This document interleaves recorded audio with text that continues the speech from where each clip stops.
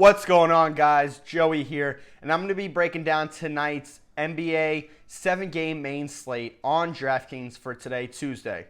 First, I want to go over last night's lineup that I built, which actually was a really good lineup, but with some guys getting ruled out and a lot of people being on the same people, it was really hard to do well. I came in 1,348th out of 4,756th. And I believe that's the same number of entries every night for single entry, at least the one that I'm playing in. And I looked back for the night before, and with the score that I had, it would have put me in 61st. But then last night, with everyone being on the same people, I mean, it puts me out of even making anything. And like I said, what is that? That's just under 1,300 behind where I would have been the night before with that exact same score. I mean, everyone did great besides Anthony Simons, who only got 17 points, but Tobias, 47, Giddey, 36, Drummond, 62, Isaiah Jackson, 46, Chetty, 27, Davion Mitchell, 32, and Ja Morant with 48. So a little bit better of a game from Ja, and just a regular game from Anthony Simons, and I would probably still only barely even make it in.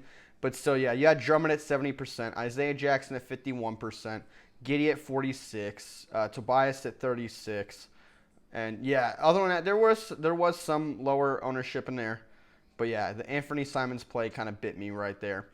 So now, let's jump into tonight's plays. So the first game is the Pelicans at the Detroit Pistons. With this game, let's see who is in, who's out. So Brandon Ingram is still questionable. He didn't play yesterday, but he's questionable for today. Josh Hart is in, Herb Jones, Valanciunas. So the only one that they're worried about is Brandon Ingram. If Ingram is out, let me see how Hart did yesterday. Honestly, going up against Detroit, the one I probably would play would be Valanciunas. He always seems to kind of score right around the same number every game, and at 8,300, I feel like that's a safe play. So he would be one I would consider. Other than that, I'd probably pass. Even if Ingram's out, I don't know if there's a guy that I really like on that team with everyone else being healthy. And then on Detroit's side,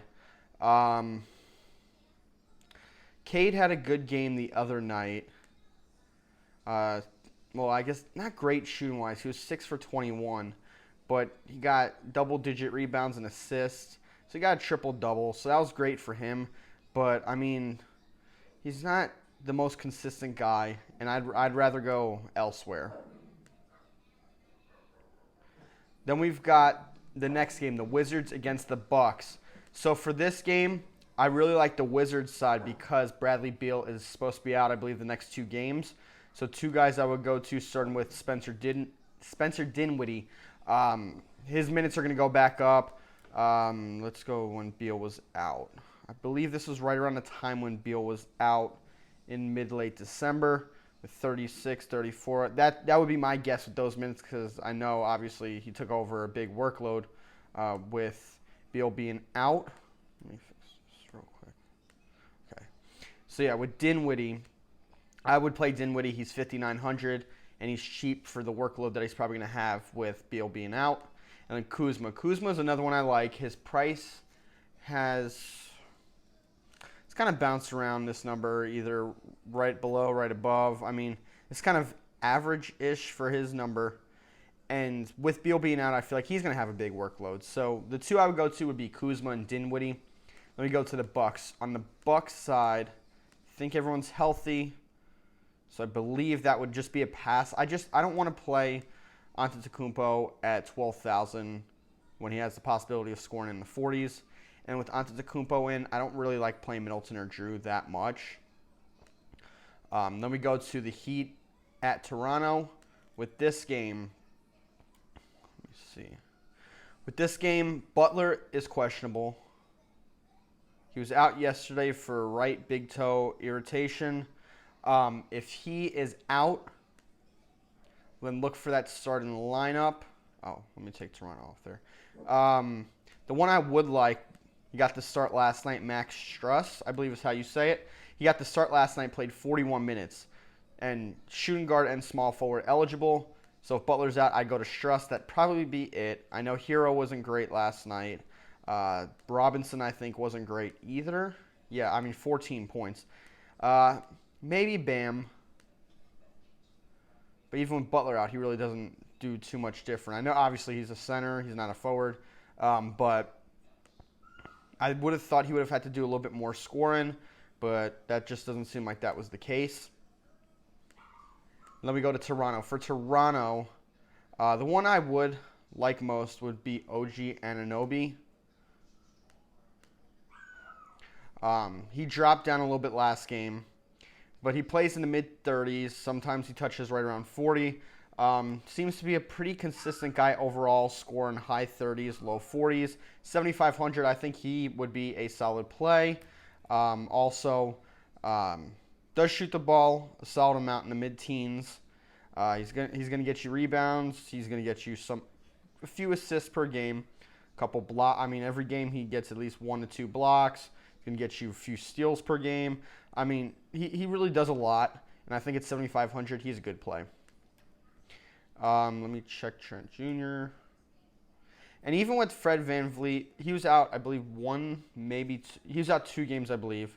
Even with him back, he's still playing great. I mean, he's shooting the ball over 20 times a game in the past 4 games, scoring 40+, 5,800. I mean, I'm going to be honest. I would even lock him in right now. He's probably my favorite. After looking at that, he's probably my favorite play in that kind of mid-tier range for price. He seems to have the highest ceiling out of anyone. Then we're going to move on to Orlando at Chicago. And for this game, on the Orlando side, I don't like playing Orlando, so I'm not going to play Orlando. But on Chicago's side, we've got Ball out. Okay, everyone else is in. As usual, the one I would like the most would be DeMar DeRozan. DeMar DeRozan, out of those 3, Vooch, DeRozan, and LaVine, DeRozan is always my favorite. I feel like he has the most potential out of any of the 3. So, I mean, really with Chicago, that's it. It's DeMar DeRozan. And on Denver, Minnesota, this is a really interesting one because Jokic is questionable and DeMarcus Cousins is questionable. If those 2 are out, it's Zeke Naji, and I would play Zeke Naji.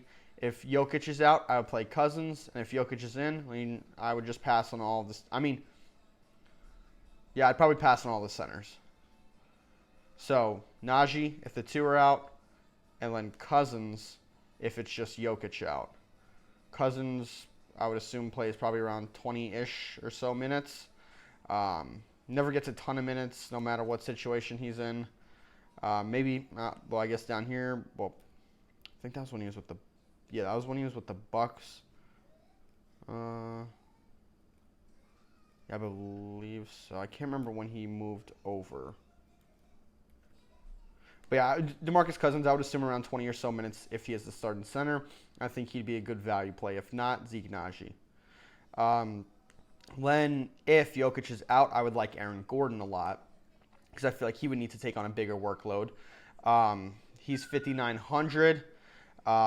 He's already shooting the ball in the mid to high teens the past 2 games. With Jokic out, he's got to do a lot more. So Aaron Gordon would be another play I'd really like. On Minnesota's side, I think, yeah, Russell and Beverly are both questionable. If Russell's in, I like Russell. Russell's out and Beverly's in, I like Beverly. If both are out, even after I think it was a bad game after a bad game last game, I'd go right back to Anthony Edwards. The price stayed the same. I would have liked it to go down a little bit, maybe back into those high 7,000s. But yeah, if those 2 are out, you play Edwards. If Russell's in, you can play Russell. If Russell's out, you can play Beverly. If they're both out, play Edwards. No matter what, I think Edwards is a good play. And then Cat. If Jokic is out, Cat is a play for me, 100%. I think he would dominate Zeke Naji. Zeke Naji's a young guy. Cat's a veteran. I think Cat's a great play. If Jokic is in, I wouldn't play Cat at all. Then we're going to go to Golden State and the San Antonio Spurs. For this game, I believe Clay is out. Clay is resting today. So for this game, me check out Jordan Poole real quick before I say anything.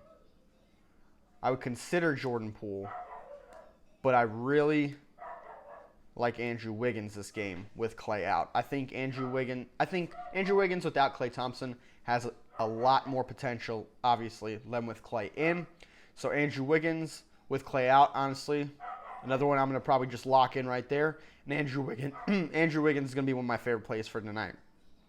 As usual, I'm not going to play Steph. Steph is going to have great games, but he's also going to have games in the 40s. At that price, he really needs to almost touch 60 to even be worth it. And, I mean, you just can't rely on that every night. Against the Spurs, it's realistically a possibility. But, yeah, I just don't want to go to that. With the Spurs, I believe everyone is back. Everyone is back. So, as usual, DeJounte Murray, one of the best plays in my opinion. He's going to shoot the ball a ton. He's going to get you the assists. He'll get you the rebounds. He does it all. He's going to get you probably at least 2 steals in the game. Let me go back to him real quick. Look at this. 3 steals, 2 steals, 3 steals, 1. I mean, he has the potential to have 2-3 steals in that game. I mean, that's big. Going up against Steph, probably closer to the 1 to 2 steals. But as usual, I like DeJounte. For center, going up against Kevon Looney, Jakob Poeltl is definitely a play for me. I always like him, and he's always so undervalued. Now his price is coming up. Was in the 6,000s. Now he's at 7,200. Probably priced a little closer to what he should be. Still, I think he's so underpriced and undervalued in the NBA, or on DraftKings for the NBA. He's a guy that's he's so consistent. Let me go back to him. He's so consistent. I mean, mid-40s, just outside the 40s, high 40s. I mean, he's just such a good center. And going up against Kevon Looney, he should have such a good night. And in the last game, Brooklyn and the Phoenix Suns. So this is probably my favorite game. We've got Harden, who's questionable. Practice Monday and is officially questionable. So here we go. If Harden is out, Kyrie's a lock. If Harden is in, that's tough. If Harden is in, I'd probably still go to Kyrie just for the $1,400 price difference. I'd probably still go to Kyrie. But let's act as if Harden is out. We also have Durant out. If Harden is out, Patty Mills is another lock in there for me. And then we've got Aldridge out. Let's see who starts between Sharp and Claxton. I mean, it's going to take a bit because it's 9 o'clock for that game. But whichever one starts, I think is good. I think what you could do, realistically, is have Sharp in there for now. And if Claxton gets rolled in, you put Claxton in. But then again, there are other good center plays. Like I said, for Denver, if Jokic is out, you can play Zeke Naji, and you don't really have to worry about waiting until the 9 o'clock game. Same with earlier in the night with Valanciunas at 6, or Poeltl at 7:30. I mean, you really don't have to wait for those centers for Brooklyn, but if you want to, that's a good way to go about it. Then we go to Phoenix. For Phoenix, Chris Paul over Devin Booker all day. He's always, in my opinion, the better play. Now he's more expensive, but I still think he has more potential, in my opinion. Oh, let me go into Chris Paul a little bit more. Okay, so Chris Paul, I mean, you just look right here, rebounds and assists. If you got a point guard that's obviously he's going to give you the assist. But if he's getting rebounds too, I mean, it's just so hard to not want to play a guy that does all three and has triple-double upside. Now, has he done it a ton? No, but he has, in my opinion, in the past couple of games, played a lot better than he was in the past 2 weeks. These 2 games alone right here. You got this game right here. So you got just outside triple-double, triple-double. Then we got just outside of triple-double. A little bit more than just outside of triple-double. I mean, Chris Paul has so much potential, and he's 9,700. And then we've got, like I said, I probably won't play Devin Booker. Cam Johnson is Now I look at our price. We got to figure it out a little bit more, and we'll do that right after this. Cam Johnson, the price went back down on him. 5,400. He's a possible play. Doesn't do a whole lot besides scoring, but he is an option. And let's check out our centers. Ayton is out. Biyombo is in. 5,500. Yeah, you could play Biyombo. He's looking to probably score somewhere in the high 20s, but he does have 37 and 51. He does have those potentials to have a big game, and at 5,500, even if he scores in the high 20s, it's not the worst. Like I said, there are better center options in my opinion tonight, and better value centers. But if you want to go that route, Biyombo is a solid option. Now let's kind of play around with our lineup real quick and just see what we can get in there. Like I said, let me retype it. Trent Jr. and Wiggins. Okay, so we've got those two in there. Those are two that I'm 100% playing at the moment. Now let's go back to Washington. Like I said, I love Dinwiddie. And let's see, Russell, unlikely to play. Okay, so D'Angelo Russell's unlikely to play. I haven't seen news yet about Patrick Beverley, but there you go, Patrick Beverley, likely to play. Okay, so Patrick Beverley is one that I really like. And I just got that update from, I believe they're called Underdog NBA on Twitter. They give the updates on who's in, who's out, starting lineups and stuff like that. And a notification just popped up on my phone. So let me go back to Minnesota. And that right there, I can already lock in. Where's he at? Beverly. Beverly is a lock for me now if he actually does play with Russell out. No, okay, that's not the one. So then for Washington, I got Dinwiddie right there. Kuzma, I think I'm going to play Kuzma, but let's just see what we can build before we get to come back to Kuzma. For San Antonio, I think Pirtle, 7,200 is a really good play. Denver, it's tough because hopefully we know before lock, but it is a 7 o'clock game, so that news might not be out until lock. Let me go to, who was it, Strus that I liked, or Struss. Got Struss right there. So then we got 7,500 per player left. Let's check out our power forwards. Let's throw Aaron Gordon in there for right now until we get that final news. And then now we can go. Butler's questionable. I would guess he might be out. And then DeRozan, Siakam, Beal's out. Levine, Van Vliet, Anthony Edwards. You know what? Why not? And right there, we got 700 left. And this is a possible lineup that I think could actually perform pretty well tonight. But we got to wait on the news of Jimmy Butler. Plays at 6:30. I would assume we get that before lock if he's in or out. And that would be good for Struss if Butler's out. Beverly, likely to play with Russell out. I got Edwards in there, who I think is a great play no matter what, but especially with Russell out. Pirtle, great center play. Aaron Gordon is a good play if Jokic is out, which I'm kind of banking on him being out because I would like to play Aaron Gordon there at 5,900. And Andrew Wiggins and Trent Jr. are my two locks for tonight. I think they're just going to have such good games with such great potential. Wiggins with Clay out, Trent Jr., even with Van Vliet back, is just shooting the ball 20-plus times a game. And then Dinwiddie with Bradley Beal out for the next two games. So, yeah, that's going to do it for the breakdown. You can follow my updates before lock on Twitter at @TheJoeyMcCusker, MCCUSKER. Like and subscribe to this video. And comment below. Let me know what you think I'm doing right, doing wrong, can change. Yeah, that'll do it. Thank you.